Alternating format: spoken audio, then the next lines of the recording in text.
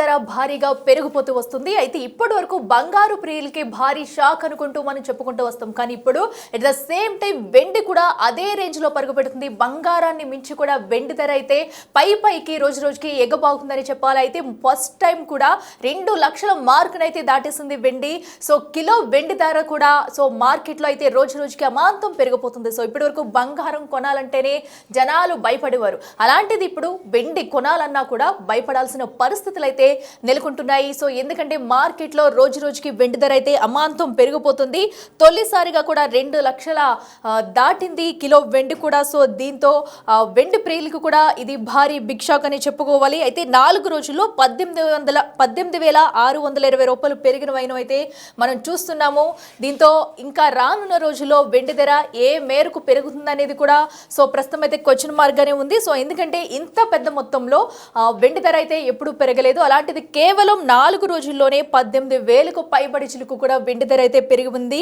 So దీంతో ఒక్కసారిగా 2 లక్షల మార్కునైతే వెండి దాటేసిందని చెప్పాలి. బంగారానికి ఏ మాత్రం కూడా తీసిపోకుండా వెండి ధర సైతం కూడా రోజు రోజుకు పైకి ఎగుబాగుతుంది. సో ఈ ఏడాదిలో 122% పెరిగింది వెండి. అయితే వచ్చే ఏడాదిలో 2.50 లక్షలకు చేరే అవకాశం కూడా ఉన్నట్టయితే చెప్తున్నారు. సో 2 లక్షల మించి ఇంకా పెరిగితే కనుక అసలు వెండి వాల్యూ ఇంకా మార్కెట్లో ఎలా ఉంటుంది అనేది కూడా చూసుకోవాలి. సో ప్రస్తుతం అయితే ఇప్పుడు బంగారం కొనాలంటేనే జనాలు భయపడుతున్నారు. అలాంటిది వెండి వైపు చూడాలంటేనే కూడా కొనడానికి ప్రజలు భయపడే పరిస్థితి వస్తున్నాయి. సో ప్రస్తుతం అయితే భవిష్యత్తులో బంగారంతో కూడా వెండి పోటీ పడే సూచనలు అయితే క్లియర్ కట్గా కనిపిస్తున్నాయి. సో ఇంతవరకు కూడా ఈ రేంజ్లో సో బంగారం పెరుగుతుందంటేనే ప్రజలైతే కొనుక్కోలేని సిచ్యువేషన్. బట్ పెళ్ళిళ్ళకి తప్పనిసరి పరిస్థితులు అయితే కూడా ఉంటారు. ఇప్పుడు వెండిని అటు బంగారాన్ని మించి వెండి అయితే పోటీ పడుతుందని చెప్పాలి. సో ఎక్కడ చూసినా ఏ మార్కెట్లో చూసినా కూడా ఇప్పుడు కిలో వెండి అయితే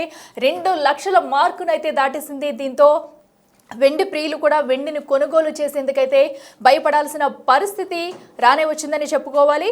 సో అన్ని మార్కెట్లో కూడా ఇప్పుడు అటు బంగారంతో పాటు వెండి కొనుగోలు చేసేవారు కూడా తగ్గుముఖం పడుతున్న సిచ్యువేషన్స్ అయితే నెలకొనబోతున్నాయి. సో ఎందుకంటే 2 లక్షలు దాటిందంటే ఇటు బంగారం కొనలేని వాళ్ళు ఇప్పటి వరకు సిల్వర్తో సరిపెట్టుకునేవారు, అటు పెళ్లిళ్ళకి కానివ్వండి ప్రతి దానికి కూడా.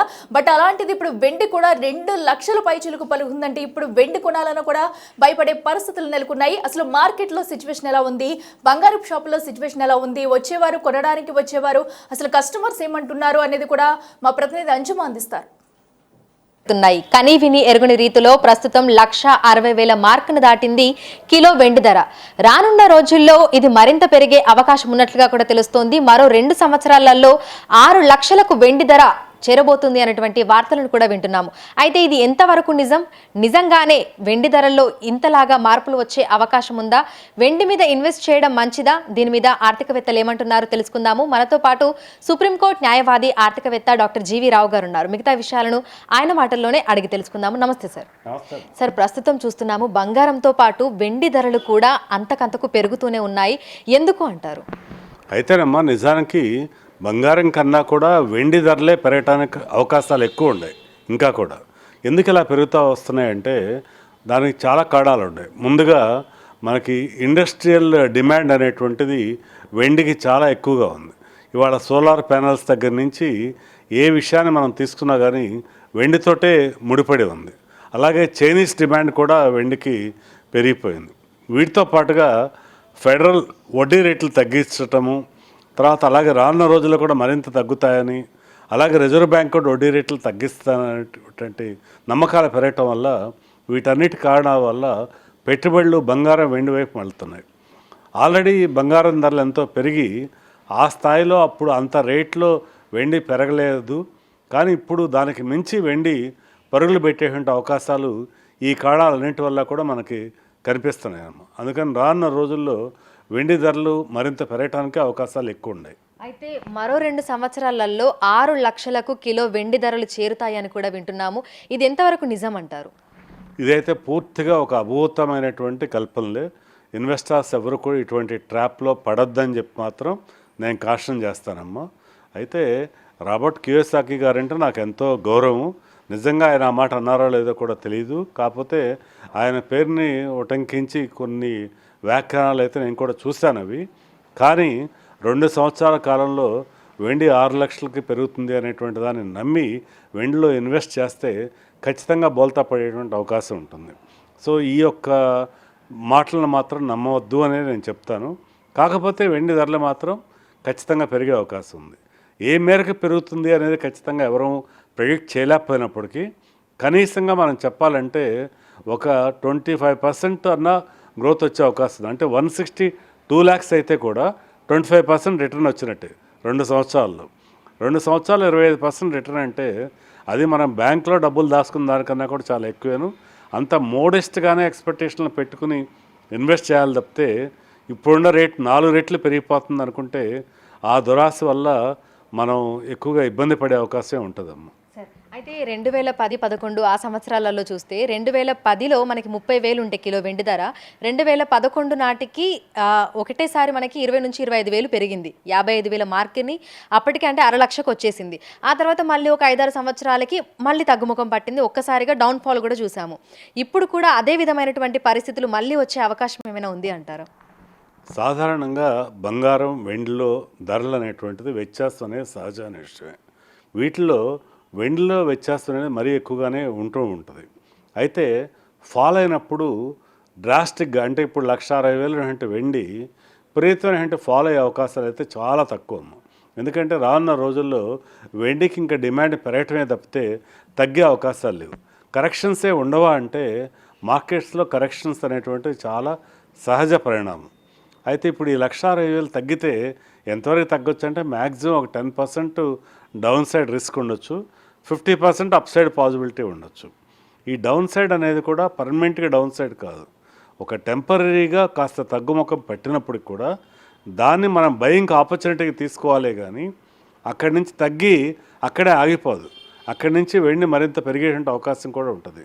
అందుకని చెప్పి మనం ఏం భయపడవసరం లేదు. ఇప్పుడు ఉదాహరణకి గోల్డ్ కూడా 1,00,000 దాటినాక ఒకసారి స్మాల్ కరెక్షన్ వచ్చింది, 1,30,000కి వెళ్ళిన తర్వాత మళ్ళీ ఒక స్మాల్ కరెక్షన్ వచ్చింది, మళ్ళీ పెరుగుతుంది. అలాగే వెండిలో కూడా కొద్ది కరెక్షన్స్ మధ్యలో వచ్చినప్పటికి కూడా 2 లక్షలు దాటేటువంటి అవకాశాలు అయితే దాదాపుగా తజ్జమనే చెప్పచ్చు. అందుకని 6 లక్షల మాటను నమ్మలేం కానీ బట్ 2 లక్షల రూపాయలు దాటం అయితే మాత్రం దాదాపుగా తజ్జమనే చెప్పచ్చు. అందుకని వెండిలో పెట్టుబడి పెట్టాలనుకునే వాళ్ళకి ఇది ఇప్పుడు కూడా మంచి అవకాశమే.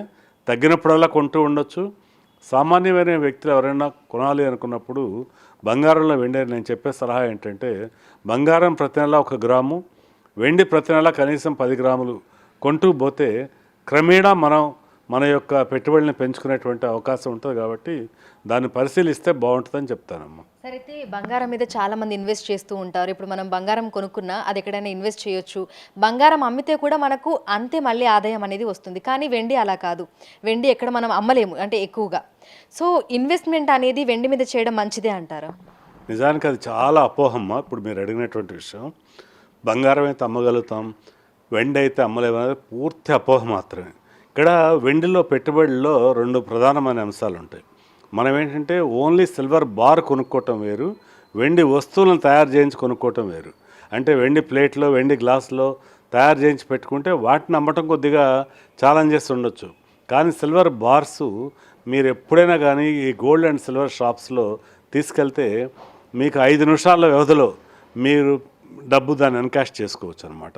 అందుకని చెప్పి సిల్వర్ బార్స్ని అమ్మటంలో ఏ విధమైన ఇబ్బంది లేదు. గోల్డ్ బార్స్ని ఎంత సులభంగా అమ్మగలుగుతారో అంతే సులభంగా సిల్వర్ బార్ని కూడా అమ్మవచ్చు. వీటి అమ్మకాల్లో ఏ విధమైన వ్యత్యాసం కూడా లేదు. ఓకే, సో సిల్వర్ అంటే మనకి ఆన్లైన్ ఇన్వెస్ట్మెంట్ అనేది మంచిది అంటారా? ఫిజికల్గా కొనుగోలు చేసి ఇంట్లో పెట్టుకోవడం కంటే కూడా ఆన్లైన్ ఇన్వెస్ట్మెంట్ అనేది మంచిది అంటారా? ఇది ఇన్వెస్టర్ యొక్క ఛాయిస్ని బట్టి ఉంటుందమ్మా. ఎవరికైతే క్లియర్ సోర్స్ ఆఫ్ ఇన్కమ్ ఉండి వాళ్ళు పెట్టుబడి పెట్టాలనుకునే వాళ్ళకి ఆన్లైన్లో కూడా చక్కగా పెట్టుబడి పెట్టుకోవచ్చు. అయితే కొంతమందికి ఏంటంటే ఆ కొనేటువంటి గోల్డ్ కానీ సిల్వర్ కానీ ఫిజికల్గా కొని ఇంట్లో పెట్టుకుంటే ఇంట్లో ఆడవాళ్ళకి ముఖ్యంగా చాలా ఆనందము, తర్వాత అది ఎంతో మనోధైర్యాన్ని కూడా ఇస్తుంది. కాబట్టి కొంత మేరకు గోల్డ్ అండ్ సిల్వర్లో గోల్డ్ బార్స్ అయినా సిల్వర్ బార్స్ అయినా ఇంట్లో కూడా దాన్ని భద్రపరచుకోవచ్చు. తర్వాత అలాగే ఆన్లైన్లో కొనుక్కున్నా కూడా ఇబ్బంది ఉండదు. ఆన్లైన్లో కొనుక్కుంటే మళ్ళీ ఆన్లైన్లో కూడా మనం సేల్ చేసుకోవచ్చు. అలాగే ఫిజికల్గా కొన్న గోల్డ్ని మనం ఆయా షాప్స్లోకి వెళ్ళి దాన్ని మళ్ళీ క్యాష్ కోసమైనా లేకపోతే మన అకౌంట్లో డబ్బులు జమ చేయించుకున్నట్టుగా అమ్మటానికి కూడా ఇబ్బంది లేదు. రెండు కూడా ఏ పద్ధతిని అవలంబించాలనేటువంటిది ఆ ఇన్వెస్టర్ యొక్క ఛాయిస్ని బట్టే ఉంటుంది. సో ఈ సిల్వర్ ఈటీఎఫ్ అనేది ప్రస్తుతం ఏ విధంగా ఉంది అంటారు సార్? ఇది కూడా ఇప్పుడు చాలా రైజింగ్ ట్రెండ్లో ఉందమ్మా. మనం ఇప్పుడు ఇదివరకు ఎలా గోల్డ్ ఈటీఎఫ్లో ఇన్వెస్ట్ చేసేవాళ్ళు అలాగే ఇప్పుడు సిల్వర్ ఈటీఎఫ్లో కూడా ఇన్వెస్ట్ చేయడం మొదలుపెట్టారు. అంతేకాకుండా ఇప్పుడు టాటా మ్యూచువల్ ఫండ్స్ ఇంకా అలాగే అదర్ మ్యూచువల్ ఫండ్ కంపెనీస్ అన్నీ కూడా సిల్వర్లో కూడా ఈ ఈటీఎఫ్లు తర్వాత అలాగే మ్యూచువల్ ఫండ్లో సిస్టమాటిక్ ఇన్వెస్ట్మెంట్ వేలో స్మాల్ యూనిట్స్లో ఇన్వెస్ట్ చేయటం అనేటువంటిది మంచిదని చెప్పి వాళ్ళు కూడా సలహాలు ఇవ్వటమే కాకుండా అటువంటి ఫండ్స్ని కూడా స్టార్ట్ చేయడం జరిగింది.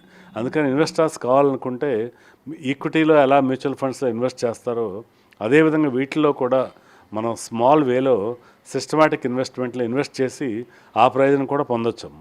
సో గతంతో పోలిస్తే ప్రస్తుతం ఈటీఎఫ్లు చేస్తున్న వాళ్ళ సంఖ్య ఏ విధంగా పెరిగింది అని చెప్పుకోవచ్చు సార్? భవిష్యత్తులో ఏ విధంగా ఉండే అవకాశం ఉంది అంటారు? నిజానికి ప్రీవియస్తో పోల్చుకుంటే గత 2 సంవత్సరాలుగా ఇవి చాలా రైజ్లో ఉన్నాయి. రానున్న కాలంలో ఇంకా మరింతగా పెరిగేటువంటి అవకాశం ఉంది. ఇన్ఫ్యాక్ట్ ఈక్విటీ ఇన్వెస్ట్మెంట్ కన్నా కూడా గోల్డ్ అండ్ సిల్వర్ ఇన్వెస్ట్మెంటే మోర్ సేఫ్ అనేటువంటిది ఇన్వెస్టర్స్ కూడా గ్రహిస్తున్నారు. దానివల్ల ఈ విధంగా కూడా ఇన్వెస్ట్మెంట్స్ మరింత పెరిగేటువంటి అవకాశం ఉంది. నేను కూడా దీనికి స్ట్రాంగ్గా సపోర్ట్ చేస్తానమ్మా. సో ప్రస్తుతం మనకు వెండి ధరలు ఏ విధంగా అయితే పెరుగుతున్నాయో భవిష్యత్తులో అయితే ఇంకా గణనీయంగా పెరిగే అవకాశం లేదు, కానీ కొంతవరకు పెరిగే అవకాశం ఉంది అని అయితే మీరు చెప్తున్నారు. అయితే ప్రస్తుతం వెండి కొనుగోలు చేయాలి అనుకునే వాళ్ళకి ఏం చెప్తారు? అయితే ఒకేసారిగా ఎంటైర్ అమౌంట్ కాకుండా స్లోగా ఇన్వెస్ట్ చేస్తూ వెళ్ళమని చెప్తాను. దానివల్ల డెఫినెట్గా మంచి ప్రయోజనం చేకూరుద్దమ్మా. Thank you sir, thank you so much.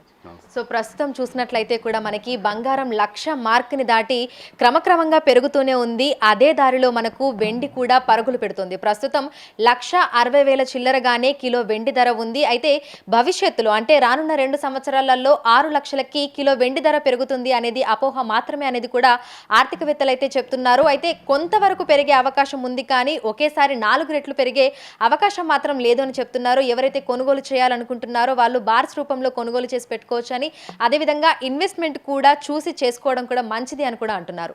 Video journalist రాజుతో అంజుమ, బిగ్ టీవీ, హైదరాబాద్.